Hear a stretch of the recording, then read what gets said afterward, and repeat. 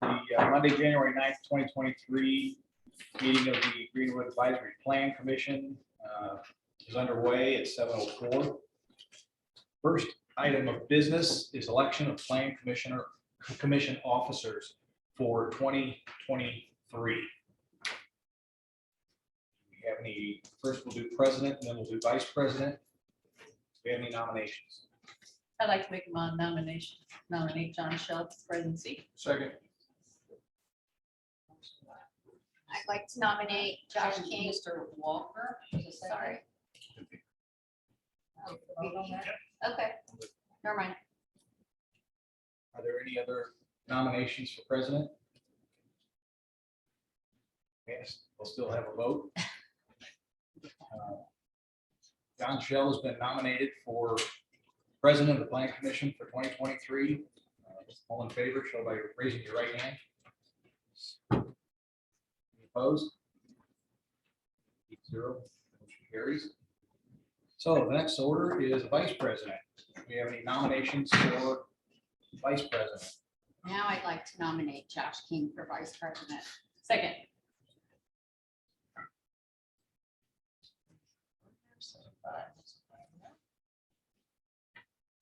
Are there any other nominations for vice president?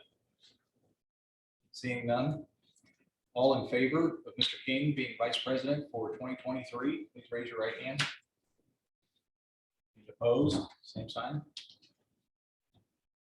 Welcome, Mr. King. Welcome, John. Welcome, John. Thank you. The next thing is approval of minutes from December 12th, 2022. So moved. We have a motion to approve, Monica. Second. King. All in favor, please raise your right hand. I'll abstain. We have an abstention to an absentee at that time. And with that, we'd like to welcome Mr. Lexi to the Plan Commission for this year. You're the Greenwood Council. Voluntold. Thanks for having me. Welcome to the board. If you have any questions, ask Brian. We'll get in trouble together. Okay, next is special requests or continuances. Item PC 2020-014, PC 2020-016, Greenwood Independent Living Commercial Site Plan and Secondary Plat Extensions. I believe there's someone here to speak requesting a continuance.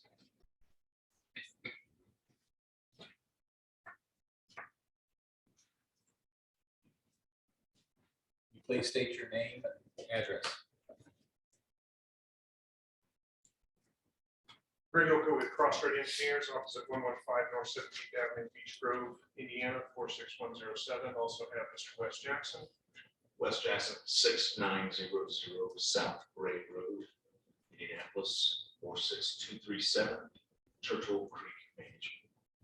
Thank you. Appreciate the opportunity to talk to the commission this evening. I don't know if this is a continuance. I believe it's an extension of some approvals that we've received. PC 2020-014 and PC 2020-016 development plan and secondary plat approvals. The project known as Greenwood Place at 3471 County Line Road.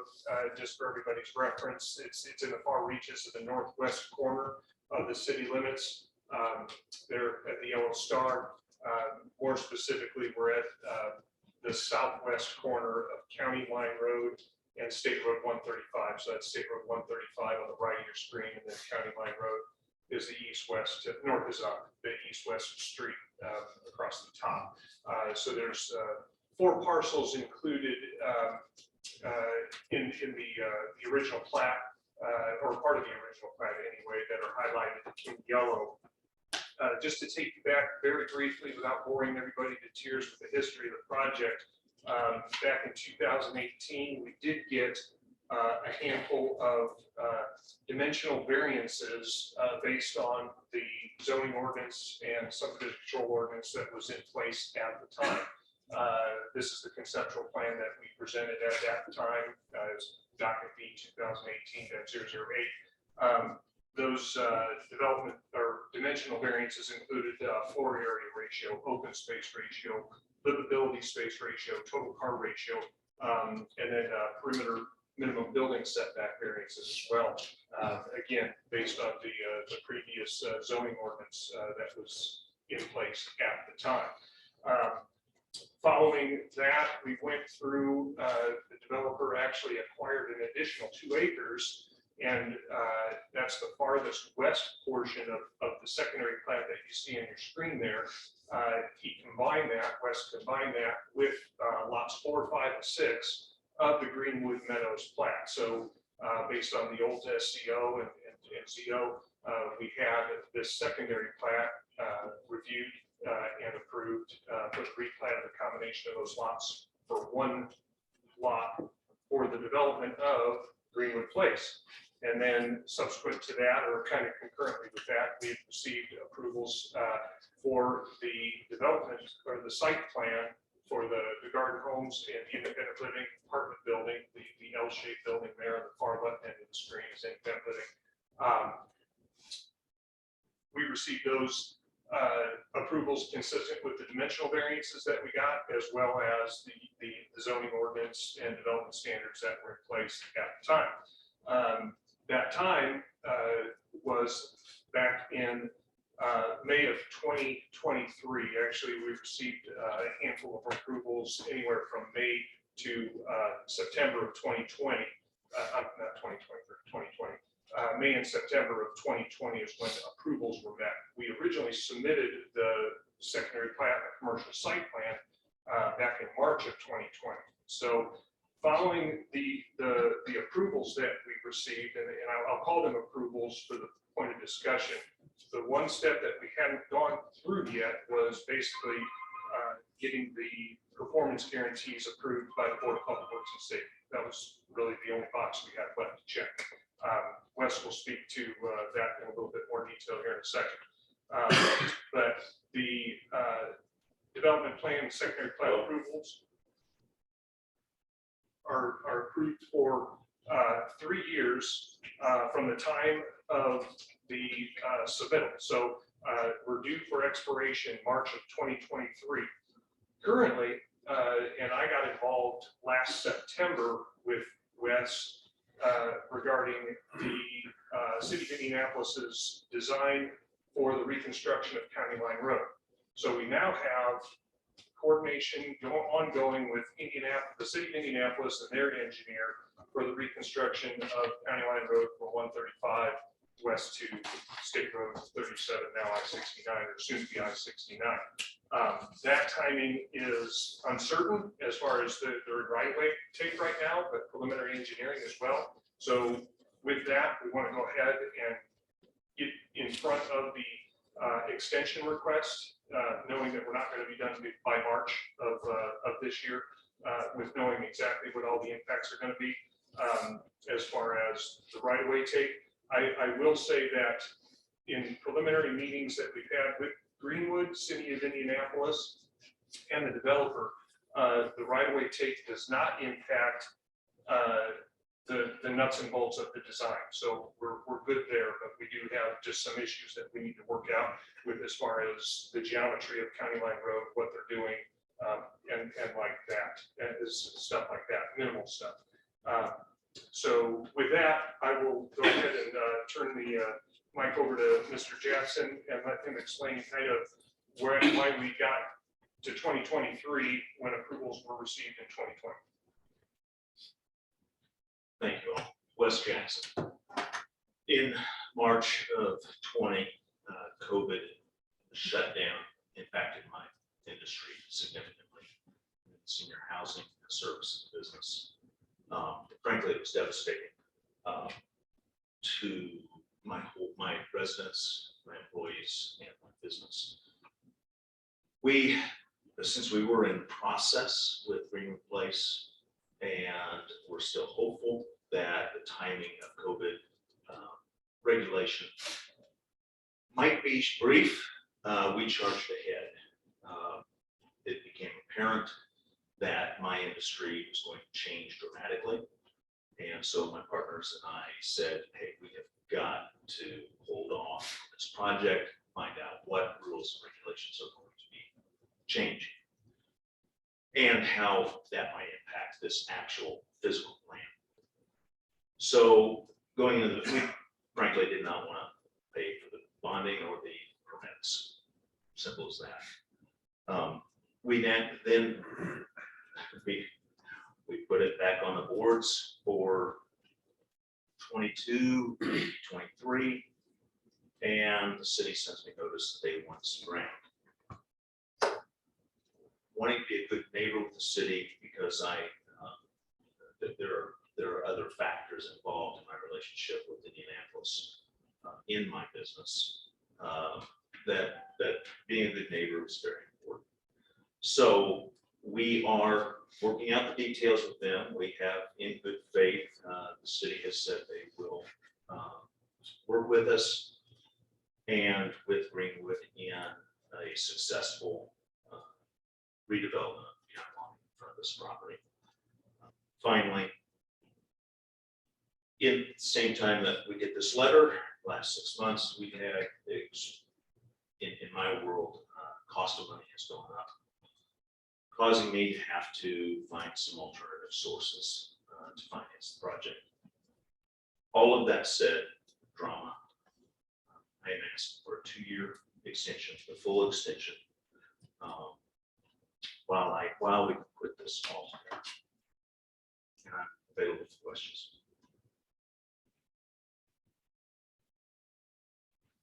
I guess the only thing I would add is that in the Plan Commission recently had a similar extension request where plans were approved in the old ZO and then the new UDO came into play.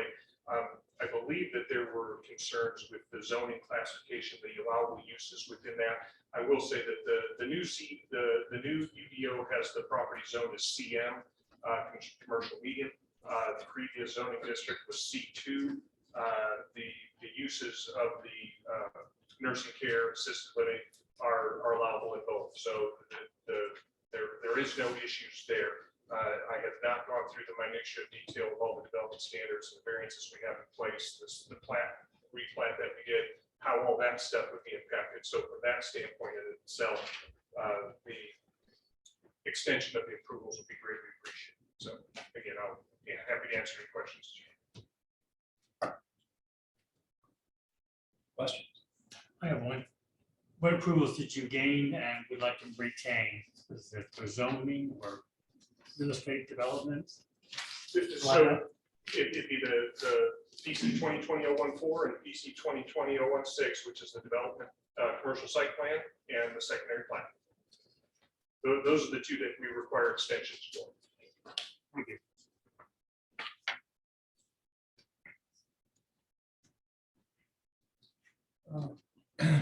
Where does the planning department sit on this, Mr. Plotty, so far as extending out the old ordinance for another couple of years for the project? Planning has no issue with this.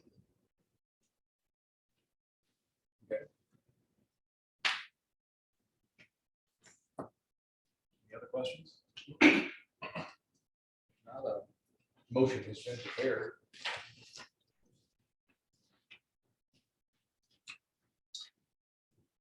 Mr. President, I move to grant petitioner MDW&B Realty and Development LLC's request for an extension of its commercial site development plan and secondary plat approval, docket PC 2020-014 and 2020-016, approved by the Technical Review Committee on May 20th of 2020, with and subject to 4 conditions, and approved by the Overlay Committee on May 27th, 2020, for a period of 2 years to expire March 13th, 2025. Sorry, I had to math in my head. Second. Motion. And we have a second. Any discussion before we vote? Seeing none, all in favor of this motion, please show by raising your right hand. All opposed, same sign. Motion carried. Thank you very Good much. luck. Thank you. I'm sure you're interested in accelerating the project as much as we are. Yes, sir.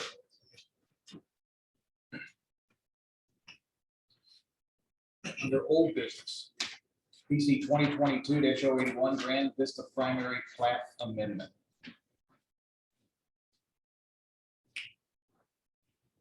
Someone here to speak on this? Oh, yeah. Yeah, this is a public hearing, so we'll have 15 minutes discussion in favor of it, and up to 15 minutes for remonstrators, and then we'll have 5 minutes of rebuttal for each. You need to be sworn, administer the oath. Be sure to perjure. Yeah, Anyone who's going to He's testify. going to testify in favor at this point, or really, either way. Be sure to perjure. Testimony that's true, best knowledge. Please state your name and address. Eric Prime, Bay Bakeland Law Firm, 225 South Emerson, Greenwood, representing the petitioner, Grand Vista Partners. With me this evening are Richard Henderson and Todd Roberts from Grand Vista. Also present is the landowner, John Taylor, and his representative, Jackie Briggs. We're here this evening to discuss an approximate 151 acre residential development at the corner of Worsville and Griffith, on the north side of Worsville, west of Griffith. I'll orient you to the area, it's the red area with the large blue swath underneath of it. That's the piece that is under development as we speak and has had an initial primary plat approved. I'll just draw your attention to that blue part as we move to the next slide. This is just a quick orientation of the current zoning. We're not here tonight about the zoning, it's in place. And this is just the only thing for your consideration this evening is an amended primary plat. I would point out on this slide, the carve outs at the bottom include the city's lift station and some property being retained by the Taylor family down in the lower right hand corner of the parcel. So now in front of you, this is the initial currently approved plat map. So this was before you and approved. I'll draw your attention on this exhibit to the red area in below. That is actually the area that equates to the blue on that initial slide. That ground is underneath what was originally approved and proposed as the main entrance to this residential development coming north off of Worsville Road. You'll also note in this plan, there's kind of a lack of east-west connectivity without really snaking around through the subdivision. And I would also draw your attention to the totals on the right side of the slide, showing the common area percentage of 38%, total tree preservation acreage of 13.8, and a density of 2.24 units per acre, a total of 341 lots. Keep those numbers in mind. I'll repeat them in a minute when we get to that slide. The next slide is going to show you the work that has been done so far. This is actually on the ground there now. 2 retention ponds, storm sewer, sanitary sewer, and road cuts are all in place. Hasn't been paved. The roads have not been paved yet. The cuts are in place. And all of that dirt work has been done. You know, they say a picture speaks 1,000 words. This picture speaks $4 million. That is actually what is in the ground right there, right now today. And I'll draw your attention to the area on the southern, toward the bottom of this picture. You can see some tan dirt work that kind of goes in an east-west crescent and then down to Worsville Road. That is the work that was done to prepare for the grand entrance coming in off Worsville. They did a substantial amount of earth moving and fill to try to make that work, including compensatory storage, which is the area going kind of east-west. Unfortunately, despite all of that work, their experts told them that was just not a feasible area. The city, I know, has referred to some of that ground through there as the Jelly Bowl, and it is really unstable ground in that area that was shown in the blue on the first slide, shown in the red on the prior slide. There's actually a report from the engineering firm Alton Witzig in your packet attached to the staff report that supports the unsuitability of that ground to put any kind of permanent structure. So we had to go back to not square one, but a substantial change to the plan. And so we filed just before Christmas this amended plan. So this is what we're here about this evening. And I'll call out a few things to your attention so you can see the differences. Obviously, the first one is if you look down in that red area, there is no longer a road or entrance there. That is the area that is unsuitable, unstable soils and just not suitable for doing that type of an entrance. So there is now a cul-de-sac within the subdivision there. But you'll notice that instead of one boulevard entrance coming north off of Worthsville, we've now gained two boulevard entrances, one off of Griffith Road to the east of the project and one off of Graham Road to the west. Whereas before those were just secondary entrances. We also extended Grand Lake Boulevard westward so that there is more of an east-west connectivity between Griffith and Graham. We didn't want a straight thoroughfare because we didn't want to encourage high-speed traffic through the middle of a subdivision. You still have to make two turns to get east to west, but at least now there's a more clear east-west thoroughfare or connector, at least through the area.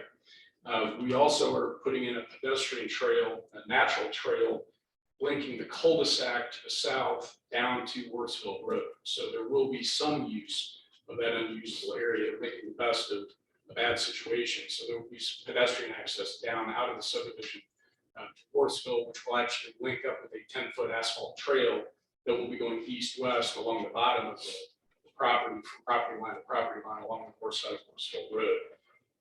In addition, as you can see from this exhibit, if you look at the top right in the yellow area, there's a sort of a missing lot that appears to be in gray. That is actually right of way that is being dedicated for a potential future stub street to the north.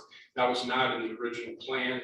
Staff had some concerns about connectivity in the event that ground to the north is ever developed. So now there is right of way in order to access that ground internally.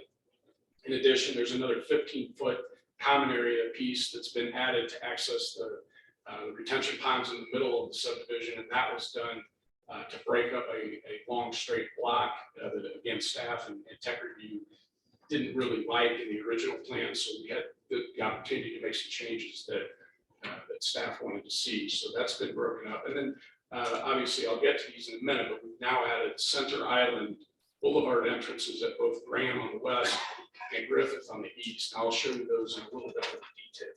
So what hasn't changed? Well, if you look at the right on this slide, the total common area is still 38%. The total tree preservation acreage is still 13.8. The density is still 2.2 with 341 lots. So all of that is exactly the same, except the only change at all was about 1/100 of an acre more on the common area. So we were able to maintain basically everything that had been approved already in terms of the specs for the subdivision. We are still, and you can sort of see it on here underneath the red area. I apologize, it's a little hard if you squint. There are landscaping will be put in along Worthsville Road in conformity with the UDO. And even though this subdivision now does not touch Worthsville at all, but we're still going to landscape that. We're still going to put in the 10-foot asphalt path, as I mentioned, east to west along the north side of Worthsville. And we are still landscaping Griffith as before and putting in an asphalt path north and south along the west side of Griffith Road from property line to property line. So all of those things remain the same. I'll show you just a little more detail.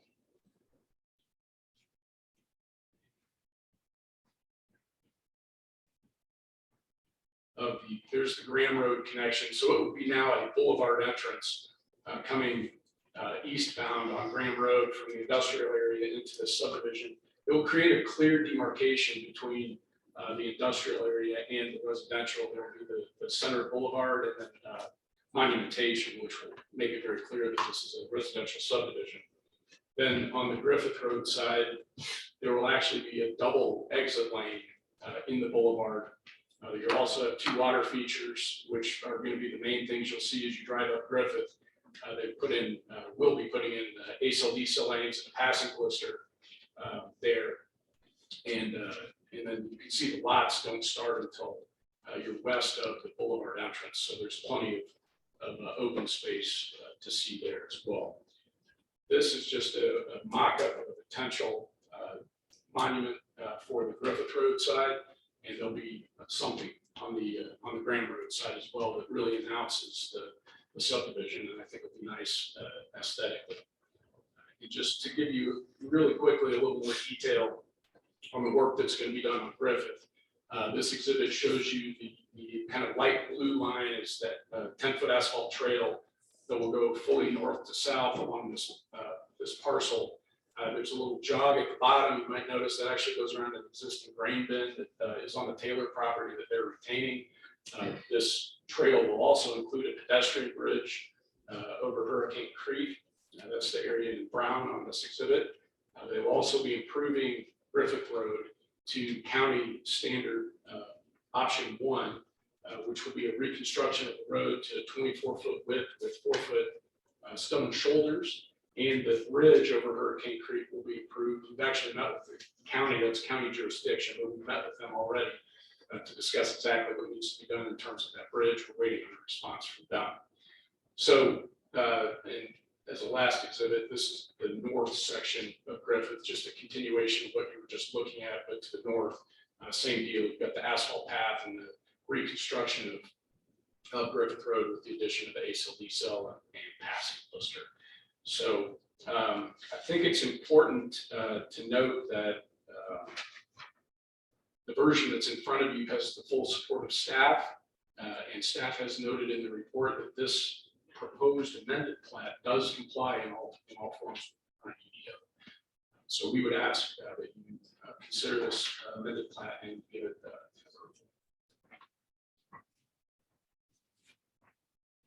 approval. Thank you.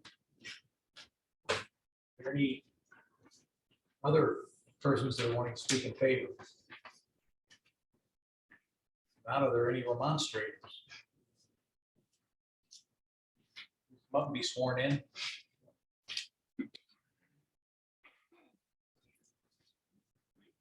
Swear on this perjury. Doesn't have to be distributed by all. Yes.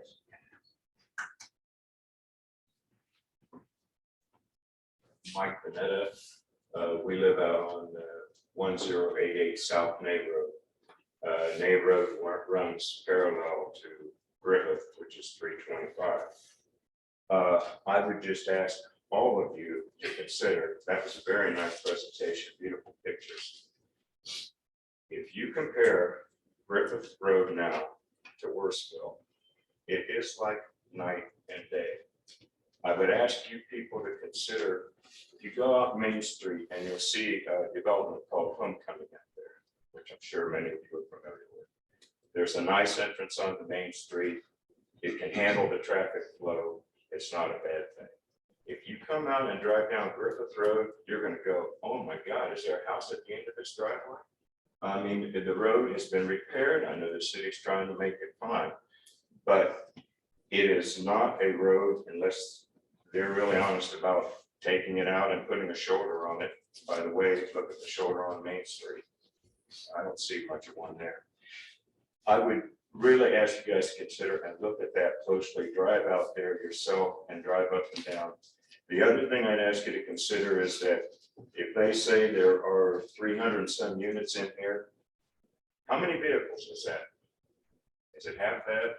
No, if you look at national statistics out of the Wall Street Journal, etc., it's usually, and I might be a little off on this, 1.8 vehicles per household. So you take whatever number of households, duplex, whatever else they're going to put in there, and basically double that. And then make sure that you want to do away with what was the main entrance. And there can be things done with that. I was reading the reports, they were talking about poles for bridges, et cetera, that they could put in there. So I know there are things that can be done. I feel as a homeowner that's close out there, that I don't mind people making money, but we do want to make sure that they don't save a lot of money or spend a lot of money at the expense of others, especially their safety. And you guys have to consider the cost for roundabouts, stoplights, whatever you need for all those things coming. I guarantee you on Griffith Road, the map looks like one thing, but when you see where this entrance is, there isn't much space down to Worsville. So you got a little bit of a backup, you're gonna have a big backup.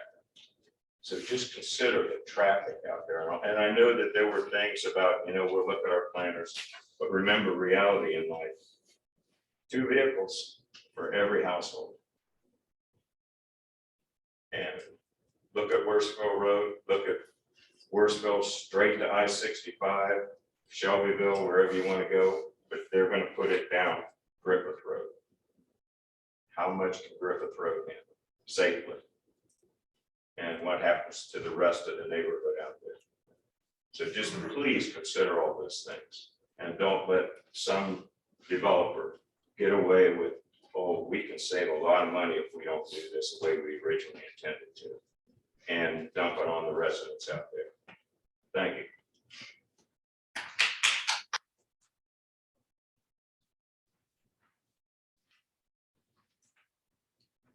Brian Billingsley, 4091 Billingsley Road, Greenwood. Everything that Mike said, I'm not going to say the same things over. My question to them would be, how many sites are prepped now? I don't know if they can answer that question for me. No, he said that there were so many already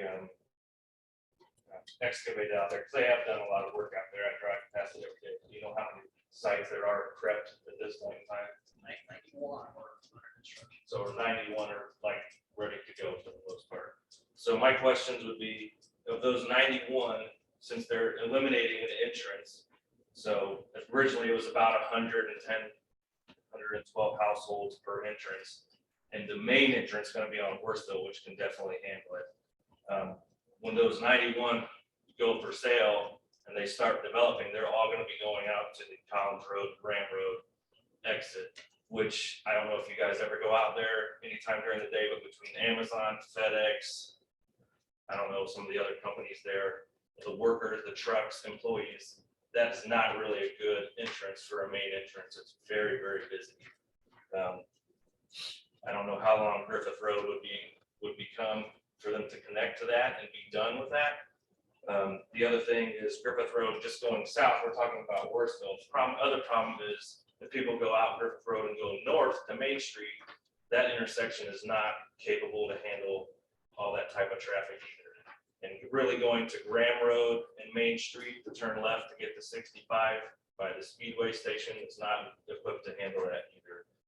Really the Worsville Road interchange or exit for the grand entrance or exit to that facility is really the best option. And that's would be and should be the one that is used the most, because that's really what Worsville Road was developed to handle. I also think that it would help slow down some of the traffic on Worsville Road, because even the Taylors that we talk to all the time, John's son and daughter-in-law, people drive past their house at 60, 70 miles an hour. It's a 40-mile-an-hour zone. And it's dangerous. That's all I have to say.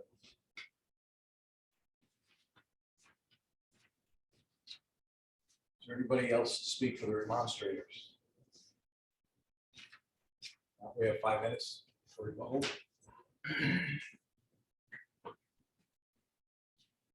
I'm just going to say very quickly, traffic concerns were addressed at Plan Commission and Council when the zoning was approved for this project. And we're here today about the plat. It's just an amendment to a plat that had already been approved. So given that, we did do a traffic study to address the situation. I'll let Richard talk.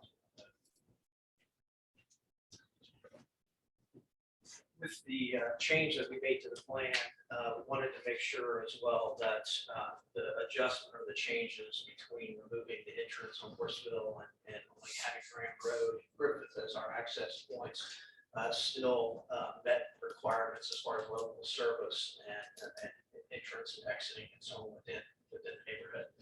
So we had an additional study done that evaluated the entrance in Grant Road and Collins, and also evaluated our entrance on Griffith as well as the intersection of Griffith and Horseville. All the intersections that were evaluated were still all in acceptable levels of service. The entrance on Griffith was rated A's. The entrance at where Griffith connects to the Worsville, all those movements.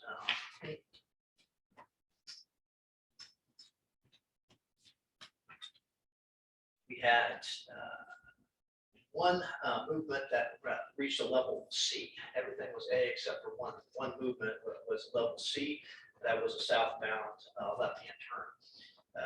The one that we looked at the closest was, of course, Graham Road and Collins. It does have a traffic light at that location.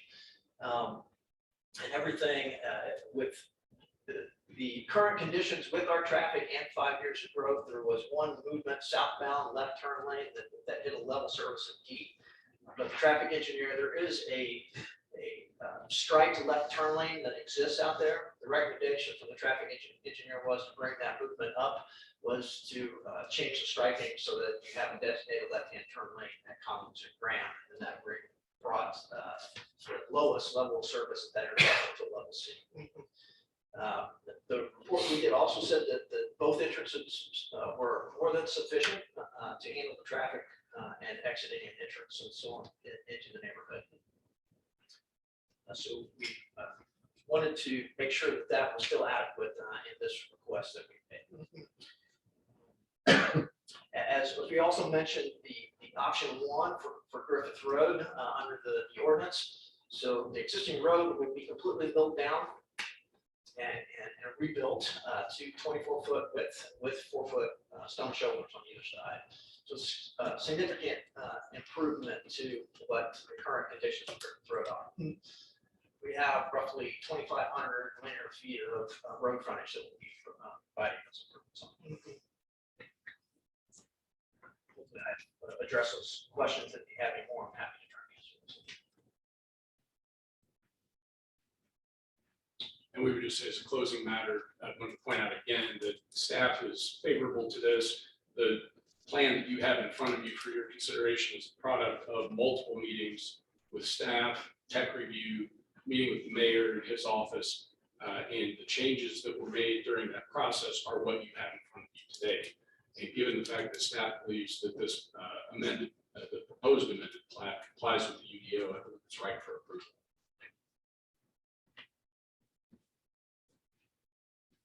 Anybody from rebuttal like to come up and speak second time?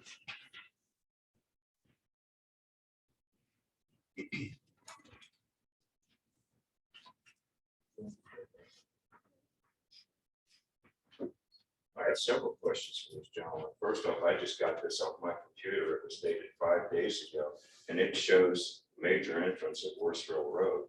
So when the one gentleman says that they've improved everything and these are minor changes, that to me is BS. That Worsville Road thing was on here 5 days ago. I pulled it off my computer.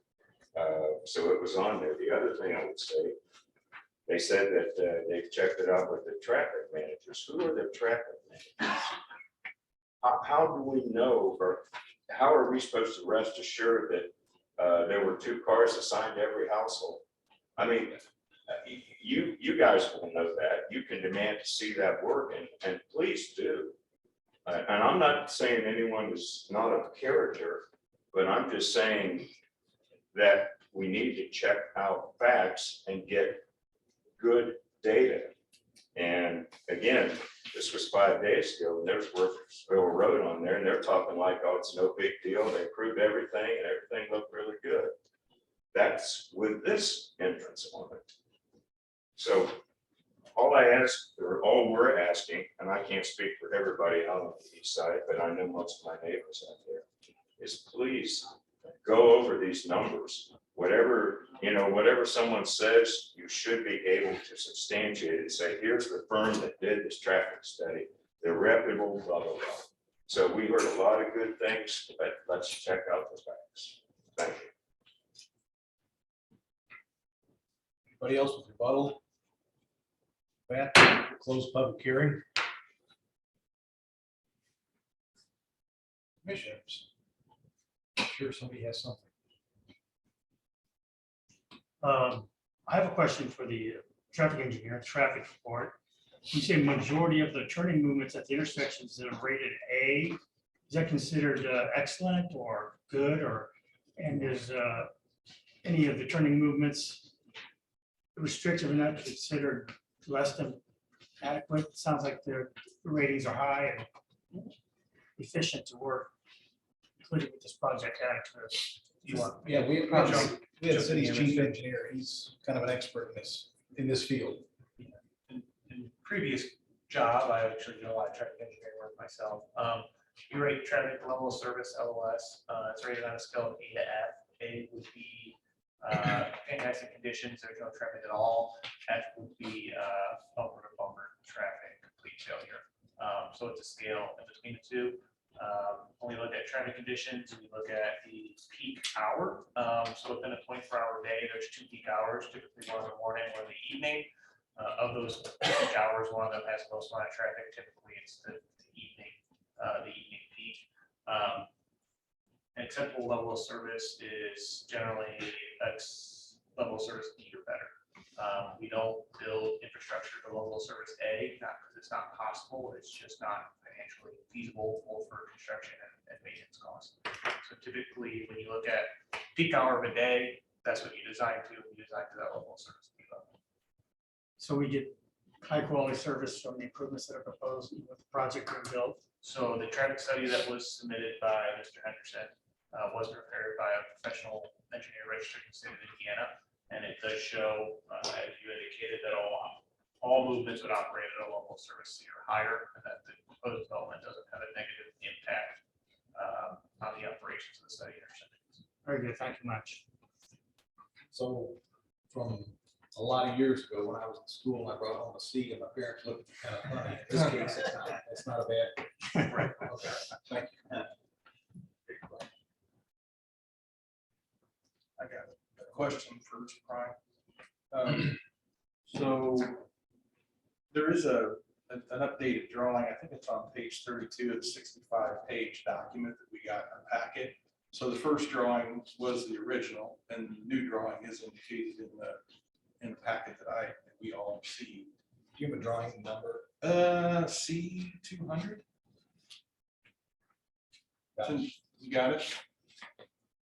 I was wondering that red area, I don't know if we could pull that site plan back up or not. Sure. Give me 1 second.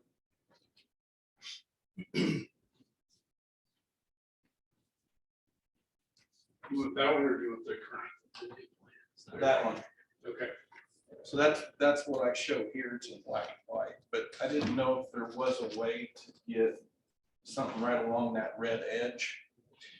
The problem is, Just throwing it out there. yeah, as you go west, you get off of our property. And that property adjacent to the west is owned by Clark Pleasant Schools. It also has the same Same spoilage situation. in the front. If you Okay. go east, it's hard to see on this map. That's actually your lift station. The city has a lift station, right? That little box right there on the right.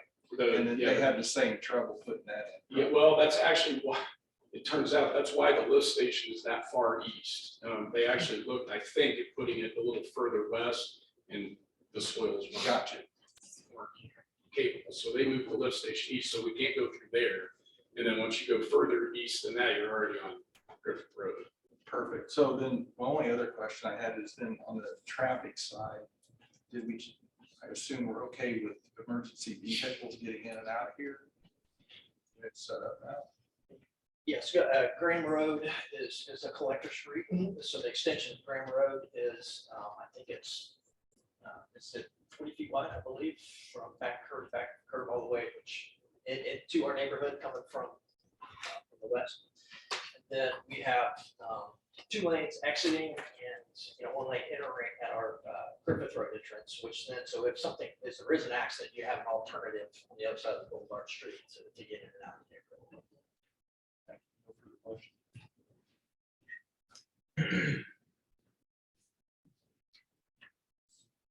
I have a comment I'd like to make as a sort of a staff representative, as a plan commission member.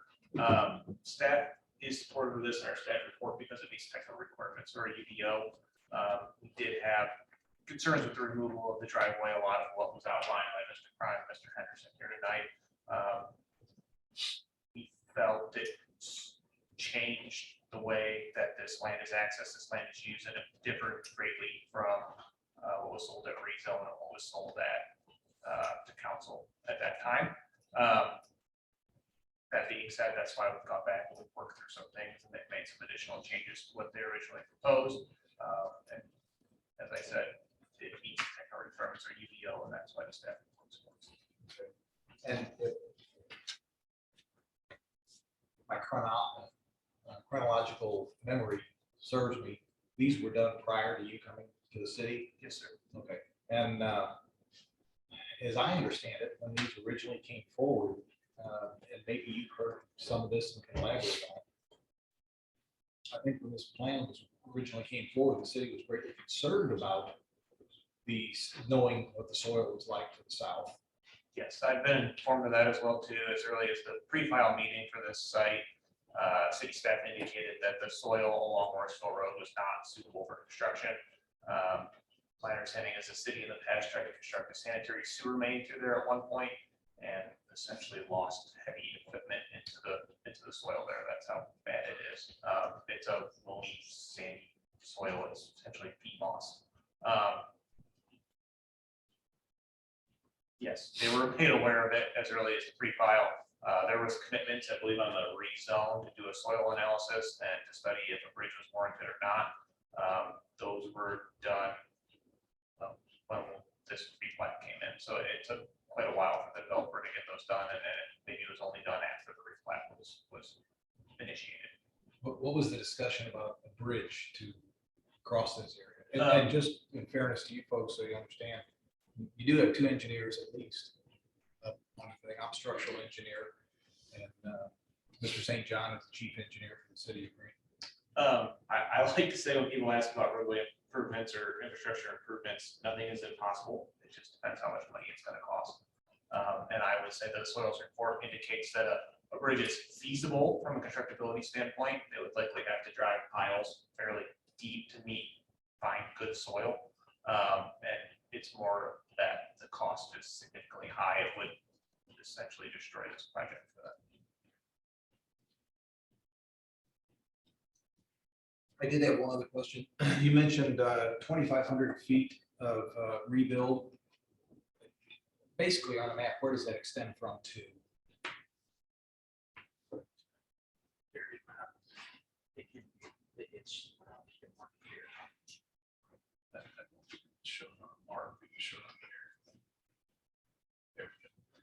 It's It's the red line, right?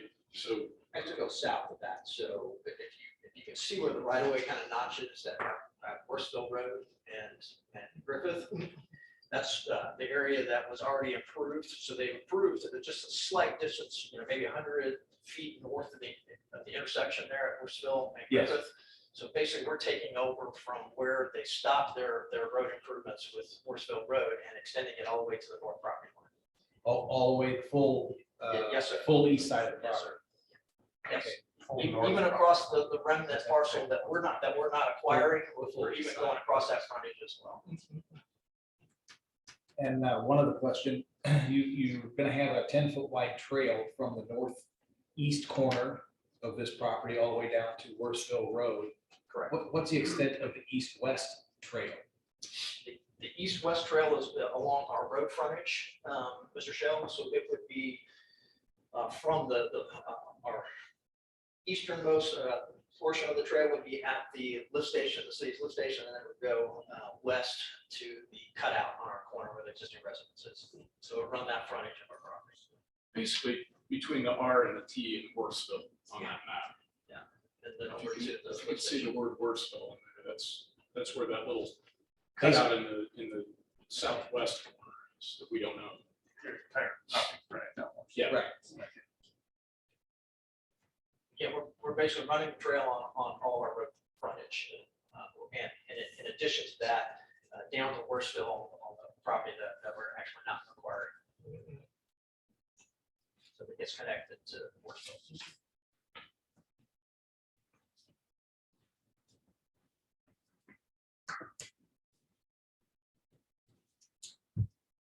Anybody? Can I ask a question, please? Oh. Can we close the hearing? Yeah, we'll close the hearing. Is your question extensive or? No, sir, it's just, I didn't understand. He just said something about that Griffith Road, they were gonna widen, was my understanding. Is it gonna be widened from Worsville to Main Street? No, no, So sir. Worsville to essentially Billingsley. Okay. I don't. May I ask a question as well? Okay, this will be the last one. Okay, thanks. I don't know how traffic studies are done, so I just need to throw this out. We're still a farming community in this area. So with traffic patterns, are we prepared to also deal with the heavy farm machinery that still goes up and down these roads? So a traffic study looks at study intersections. We typically don't study Straight. the straight roads. We look at the intersections, the capacity of the intersections, because that's really what's gonna drive traffic conditions and the traffic network out here. Heavy vehicles are taken into an account to the extent that they're present in the traffic counts and how that would affect operational calculations at the intersections, if that makes sense. And ma'am, could we have your name and address? Yes, I'm sorry. Yes. Cindy Meyer, I'm at 820 South May Road, so we live just east of Griffith. Thank you. Thanks for taking my question.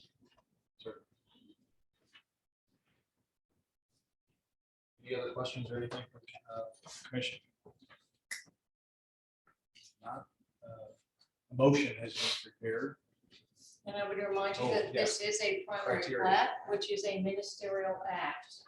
If you move to deny approval of the plat, you have to specifically set forth those provisions of the Unified Development Ordinance subdivisions division that this plat does not comply with. And then the petitioner has the opportunity to amend those and address those. So if you think it is not met, you have to specifically say which portions of the UDO it does not meet.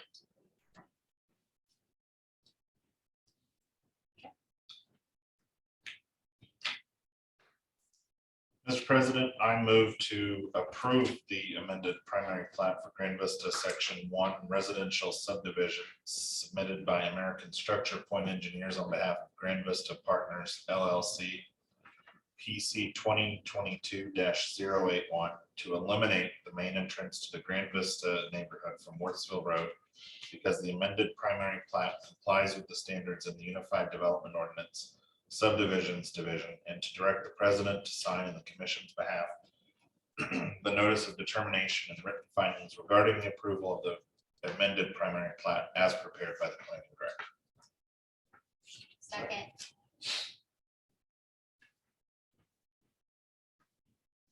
We have a motion and a second. All those in favor of this motion, please so sign with your right hand. All opposed? Carries 8-0.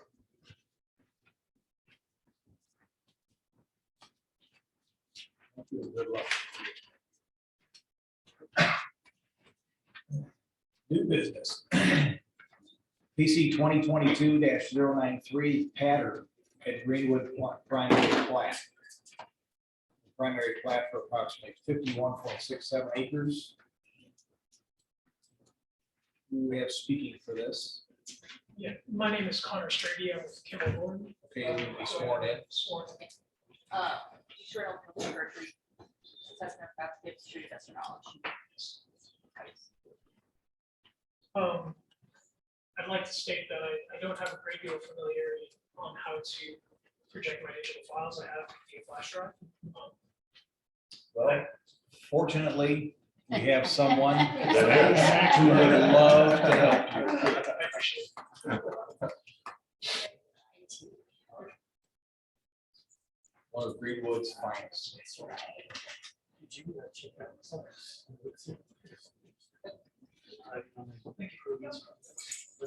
Thank you. So my name is Connor Strady. I'm with Kimley Foreign and Associates, address 250 East 96th Street, Suite 580, Indianapolis, Indiana, 46240. I'm here with Buckingham Companies, the applicant. We're here seeking primary plat approval for the Pioneer Greenwood. The property is at the northwest corner of East Main Street and 5 Points Road. The existing property is a little over 50 acres. The primary plat proposes a subdivision for 1 lot and 2 lots. The details of, the preliminary details of the development of lot 1 are included within, lot 1 is considered 20 acres. The plans within which I can.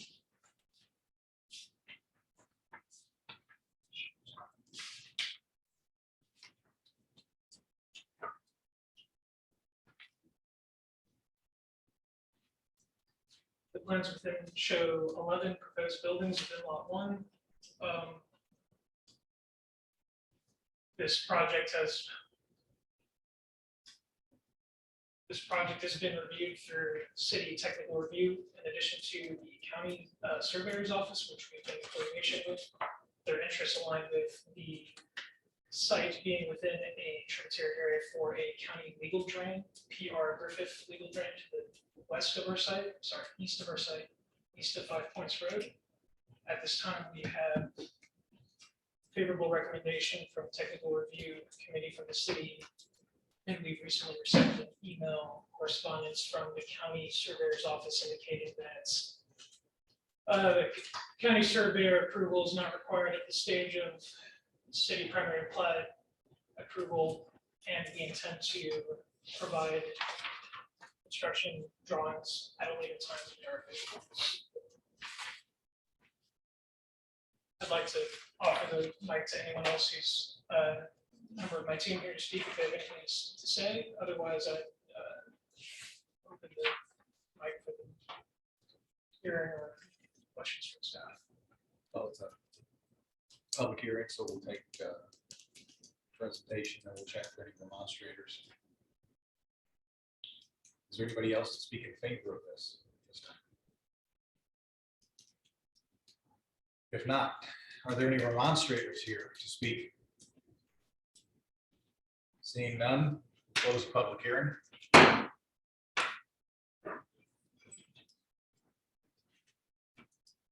Questions from the commission?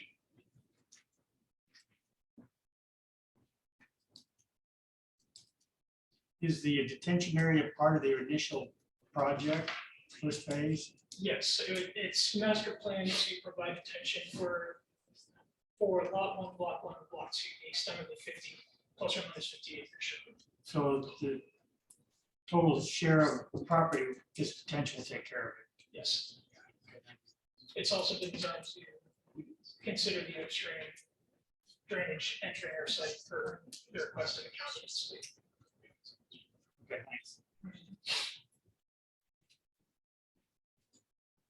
In the staff report, fire marshal, it's mentioned by the building commissioner.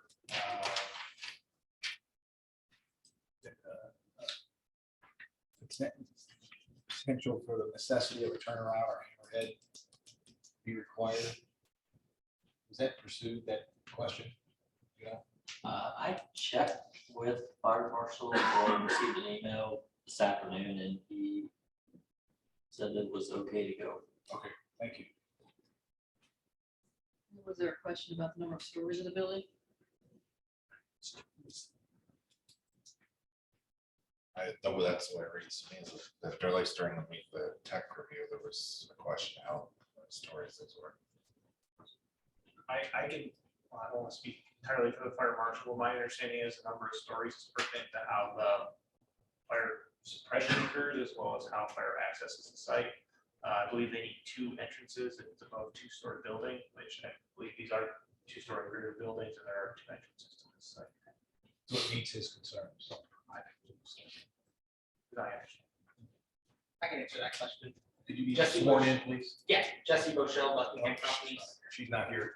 Already sworn. Oh, I'm Yeah, sorry. yeah, I'm sorry. Jesse Bochelle, Buckingham Companies, 941 North Meridian Street, Indianapolis, Indiana, 46204. Our buildings are 3 stories, garden style, walk up, and they are fire suppressed. We do have sprinklers in them. And then we will have overall, once we have block 2 and block 3 developed, we will have a total of 3 entrances. But we can provide emergency access only or have a hammerhead if needed for the phase 1. Okay. In the tech review report, there was a question at the end here. It says petitioner will follow up on sanitation sewer questions. I didn't know if you could elaborate on what that meant. We've been coordinating with We haven't had a chance to sit down with city sanitation department at this time, but that is in reference to the extent of sanitary main being extended along project frontage and associated easements. You have a will serve letter from sanitation department for this property. We do, yes.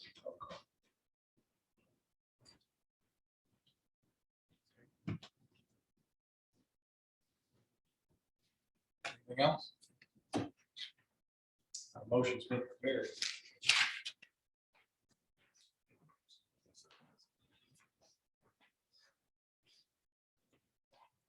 Mr. President, I move to approve the proposed primary plat of the pattern at Greenwood submitted by Kimley Horn and Associates on behalf of Buckingham Properties, docket PC 2022-093. Subject to the technical review committee conditions that all staff comments are addressed and the plat receive outside review approval because the primary plat complies with the standards of Unified Development Ordinance Subdivisions Division. And to direct the president to sign on the commission's behalf a notice of determination and written findings regarding the approval of the primary plat as prepared by the planning director. Motion by Mr. King, second by Mr. Walker. All those in favor of the motion, please show by showing your right hand. All those opposed, same sign. Motion passes 8-0. Good luck to the folks. For the pattern at Greenwood.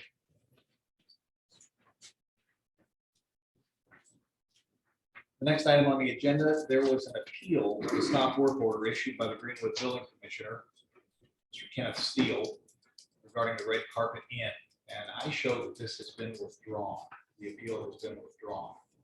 This has been withdrawn at the request of the Red Carpet. Okay. So that's right.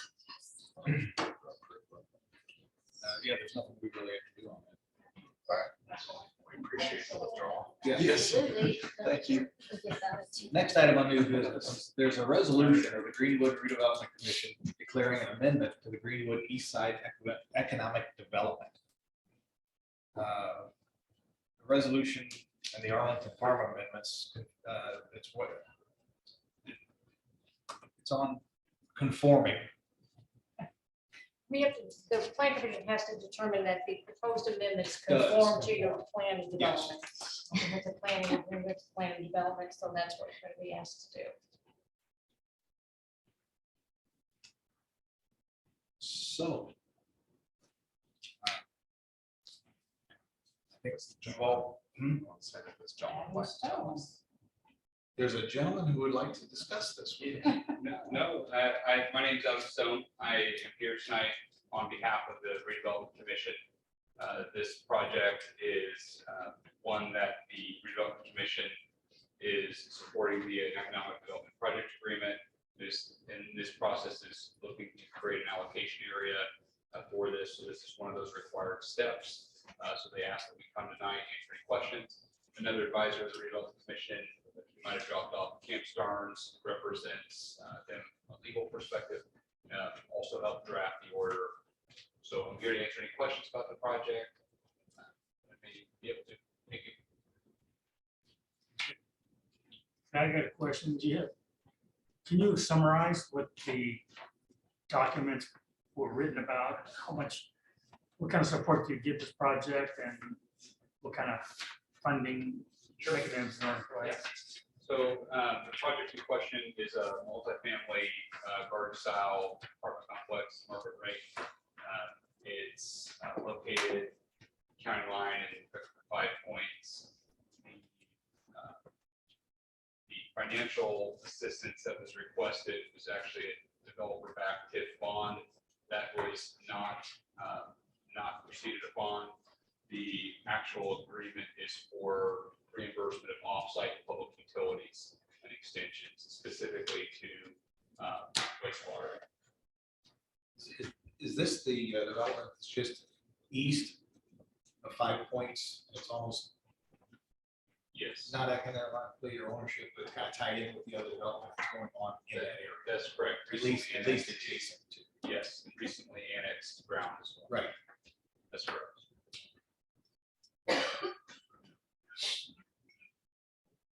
Thank you. Questions about it?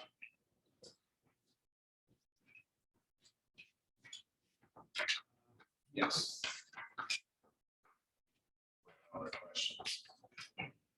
Mr. President, I move to find the Greenwood Redevelopment Commission Resolution number 2022-16, amending the East Side Economic Development Area and Economic Development Plan to add the Arlington Farms property and designate it as an allocation area conforms to the comprehensive plan of development for the city, to find that the resolution does not displace any persons, to approve the resolution, and to direct the president to execute the order regarding the foregoing determinations and approval in the form presented in the commission. Second. Motion by Mr. King, second by Ms. Gardner. All in favor, please show by raising your right hand. All opposed, same sign. Passes 8-0. Thank you, Mr. Stone. Appreciate y'all. Happy New Year. Is there any new business from the floor? Seeing none. Are there any announcements?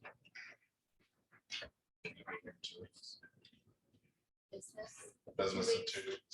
Agenda, I believe so. I don't have it in front of me. new projects coming. Probably, We believe so. probably. And once again, welcome.